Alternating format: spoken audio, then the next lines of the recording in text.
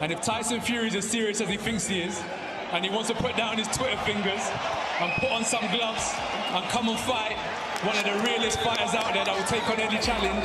It just shows you how relevant I am in the game and how hungry they are for Achilles to come back. Listen, as far as I'm concerned, I'm happy. I've won everything I've had to do.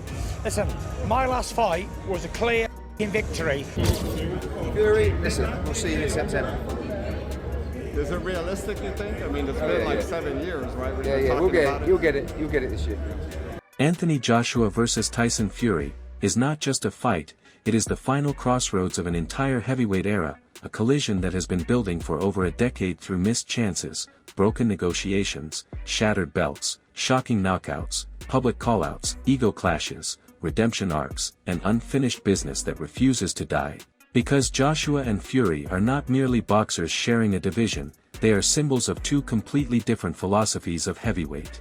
Fury is as serious as he thinks he is, and he wants to put down his Twitter fingers and put on some gloves and come and fight one of the realest fighters out there that will take on any challenge. Step in the ring with me next if you're a real bad boy. Don't do all that talking, AJ this, AJ that. Let's see you in the ring and talk with your fists.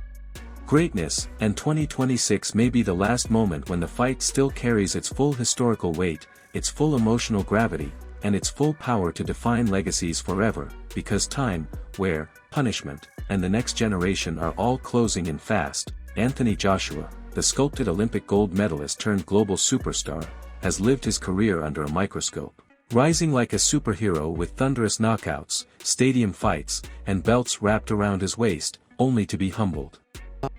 Give a monkeys about what anyone says, because they sit at home, they're full of negativity. It's like the people that are negative towards someone like Jake Paul. Look at what he's done with his life.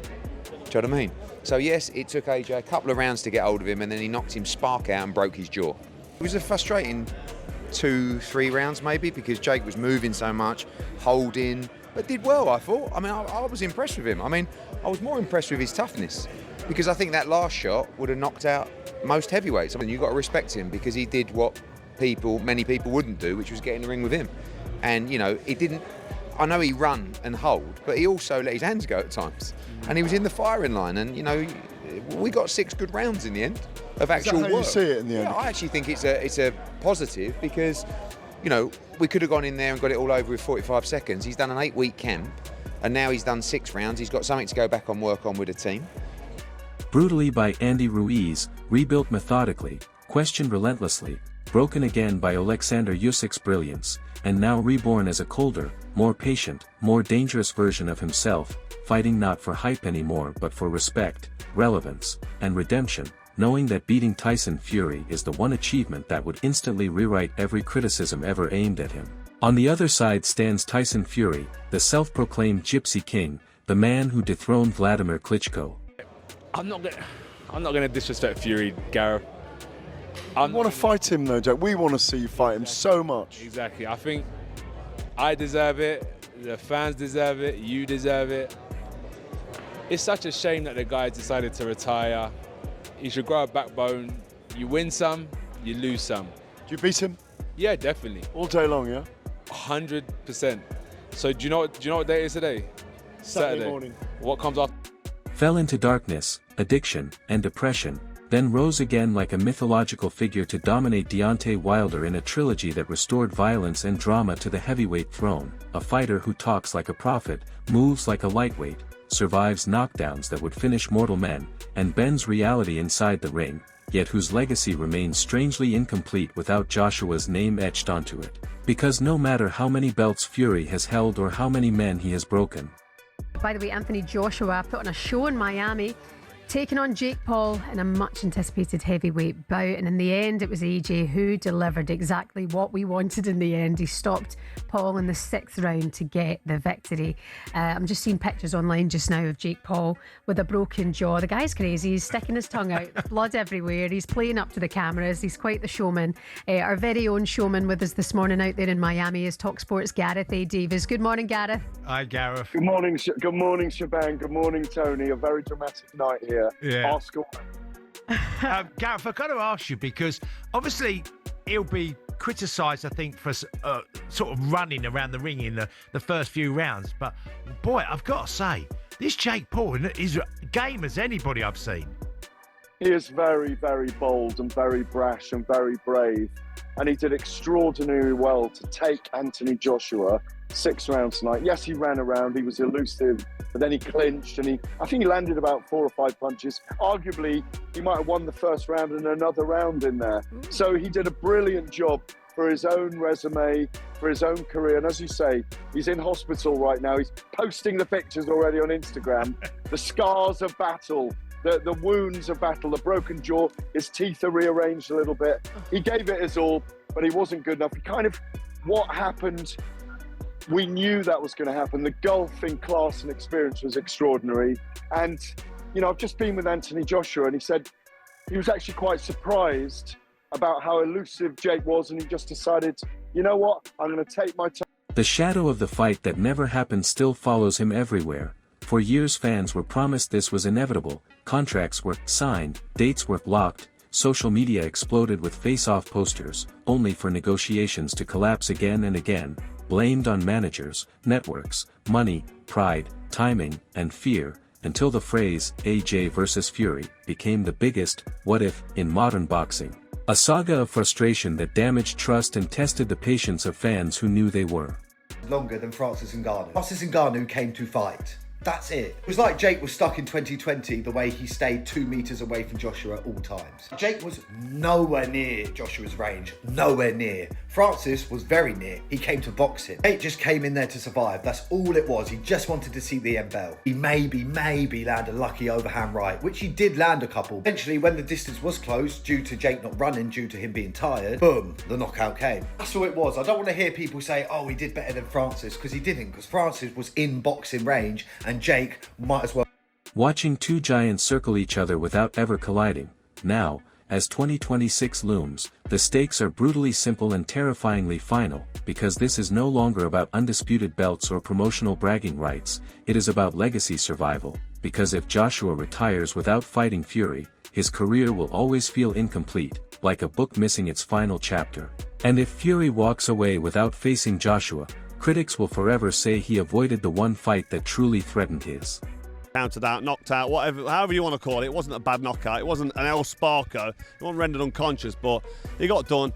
He got it on the chin. He went over. He didn't beat the count. He was sort of up on his feet. But if I'm honest, the whole fight was terrible, wasn't it? It was just so bad. It was just shit, wasn't it? A proper bad fight for AJ. And let me start with AJ. AJ was following him around the ring a little bit, sort of pouring with the jab, putting the jab on the shoulder of Jake Paul, sort of putting him in the corner and not really pulling the trigger on the right hand. He didn't seem to be motivated to go in there and just smash Jake Paul into oblivion in the first 1 or 2 rounds, which I think he could have done. But he's been out the ring 15 months, a bit slow on his feet, a bit ring rust maybe, and it's hard. When I used to spar novice amateurs, even when I was a world champion pro, if you're not motivated, sometimes you can have a couple of bad rounds and you're sort of looking at your opponent and a jab hits you or right hand hits you. And I think AJ was in a bit of a daze early on, just walking him around, touching the jab on his shoulder, not really pulling the trigger on the right hand. Didn't look like he got out of first gear.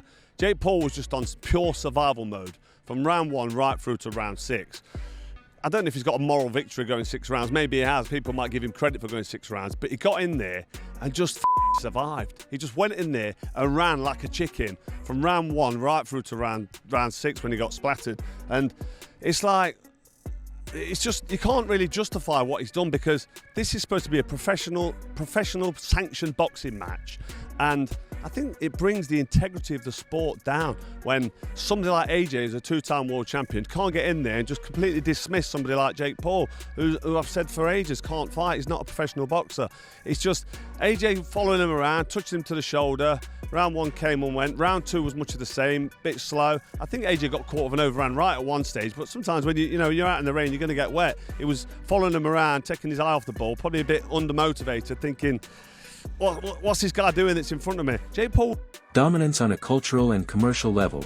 Stylistically, the fight remains endlessly fascinating even now, perhaps even more dangerous than before, because Joshua's evolution into a patient counterpuncher with a ruthless jab, improved footwork, and killer instinct contrasts sharply with Fury's size, feints, awkward angles, elite ring IQ, and psychological warfare, making this not just a physical battle but a chess match where one mistake could erase years of preparation, and both men know.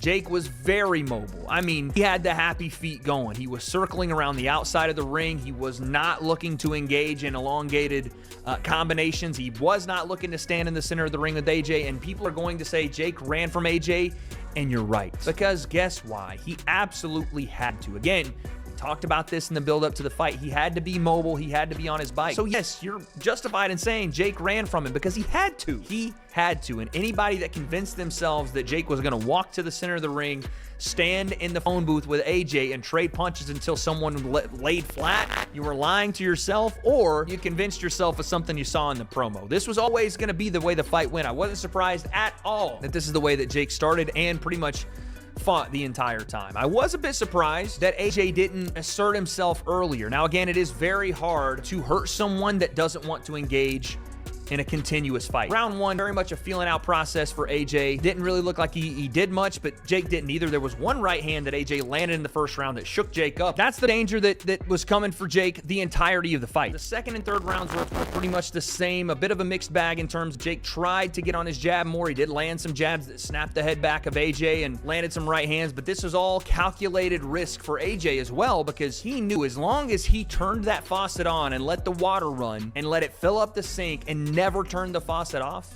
that eventually he would drown Jake, right? So every round it was pressure, front foot, front foot, front foot, and AJ strategically breaking down Jake's gas tank. I will say I'm pretty let down by the fact that AJ didn't cut the ring. I was shocked that he didn't go to the body more. I was shocked that he didn't set up his punches more, didn't get his head off the center line more. It was not a great performance from AJ, but at the same time, AJ had just come off a loss. AJ had just come off surgery. I'm not making which is why the tension is so thick it feels combustible. Imagine the opening bell of a packed Wembley or a sold-out Middle Eastern super arena, 90,000 people holding their breath as two men who have lived parallel destinies finally stand face to face, Fury smirking, talking, testing Joshua's nerves, Joshua staring straight through him with the calm of a man who has already lost everything once and refuses to do so again. Every jab loaded with history, every clinch filled with resentment.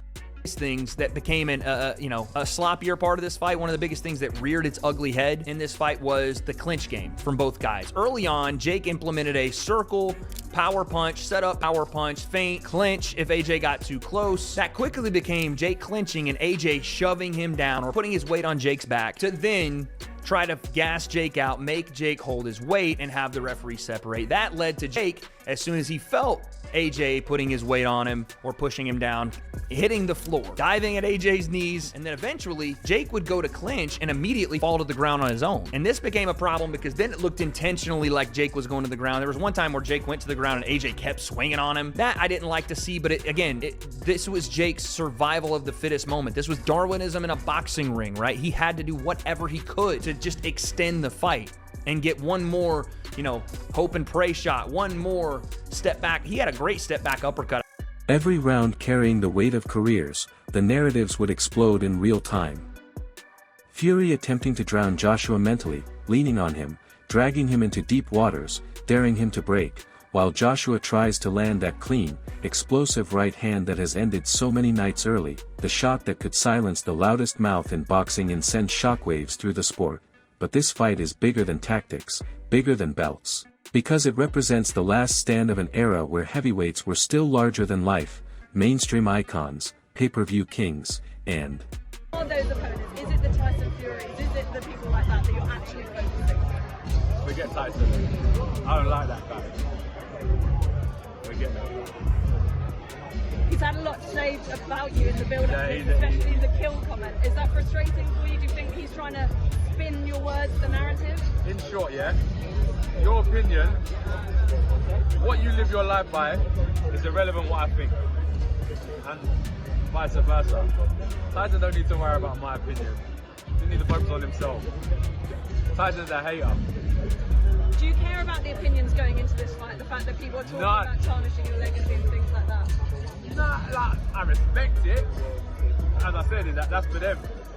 I respect their opinion, but I don't live by their standards. Global attractions, before the division inevitably transitions to a new generation that lacks the same star power and mythology. for boxing itself, Joshua vs. Fury in 2026 is a referendum on whether the sport can still deliver on its biggest promises, whether it can still unite fractured fan bases, networks, and nations around a single event that feels unavoidable. Because when heavyweights clash at this level, boxing stops being a niche and becomes a spectacle that transcends the sport. Another elite heavyweight that captures all the attention, which is Tyson Fury. Tyson Fury's been making noises on social media, which is no surprise to all of us, about the fact that the king must return to get his throne. I think he's obviously missed a memo somewhere that he's no longer the king. And people are getting excited by this. Do you expect to see, I mean, we hear various things about Tyson Fury. We hear the fact that he's very content in life. He's not going to get back into the young man's game. Do you expect to see Tyson Fury back in the ring in 2026? I mean, if the man decides to get back into the ring because of who he was, I believe he will. I also do believe that the AJ fight, Tyson Fury, is still there on the cards. Obviously, I heard different things in terms of like the fight might gonna happen in September, might not happen in September. But I do believe he is coming back. If he says that, I do believe he's. You do believe that? Yeah, I do believe that. If he does come back, which we've always felt, Spence, there was likely to be the case, right? Yeah. Despite his best protestations. And I did think there was a little bit more substance when he was talking last time, because it was delivered in a more calm, lucid fashion where he talked about, I'm very peaceful in life, I'm very content with who I am, and I think this is a younger man's game. It's not the normal histrionics from Tyson that we normally hear. So it felt like it had more resonance, but he's back round again, probably because no one's talking about him, so he wants to make sure that everyone is, right, which is his normal stock in trade. Funny enough, on the eve of a big fight, right? But if he does come back, what do you see the schedule looking like for him? Yeah, it's an interesting one, isn't it? Because I think he does come back. What does the schedule look like? It will probably be a 2 or 3 fight schedule, and who that first opponent will be someone maybe a lesser caliber, and then he'll be looking at. Alexander Usyk will definitely be in his mind. Anthony Joshua is definitely in his mind, and there could. Winner would not just claim victory over a rival, but ownership of an era, with Joshua potentially completing the greatest redemption arc in modern heavyweight history, proving that discipline, reinvention, and perseverance can overcome doubt, while Fury would cement himself as the defining heavyweight of his generation, the man who beat everyone who mattered and walked away as the ultimate showman-warrior hybrid. The loser, however, would face a far harsher truth, because this fight does not allow for excuses, rematches, or revisionism, as age and damage do not grant second chances at this level, and history is unforgiving to those who hesitate too long. That is why this is now or never, because every year that passes dulls the edge, reduces the stakes, and robs fans of the version of this fight that could have changed boxing forever. And 2026 may be the final window where the clash still carries the raw power to divide nations, dominate headlines, and etch itself into legend. Joshua vs. Fury is not about who talked more, who negotiated better, or who sold more tickets. It is about answering a question that has haunted the sport for years: who was truly the king of this heavyweight generation when it mattered most? And until that bell rings and one man stands victorious while the other stares up at the lights or accepts defeat, boxing will remain unfinished, restless, and unsatisfied, waiting for the fight that must happen before time finally steals it away forever.